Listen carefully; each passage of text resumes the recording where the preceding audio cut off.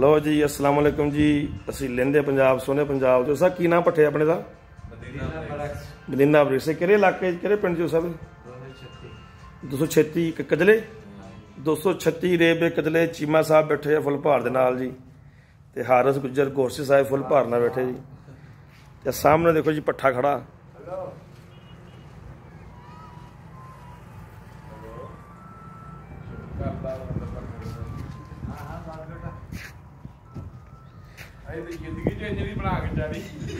किन्ने उठते देने हारस 9,000 टायल किन्ने दे रहे लो जी बाईपास पर पट्ठा मौजूद है 1 नंबर 8 आ चौधरी अशरफ गुज्जर साहब चीमा साहब ते हारस गुज्जर साहब रबता कर लो उन्होंने जी।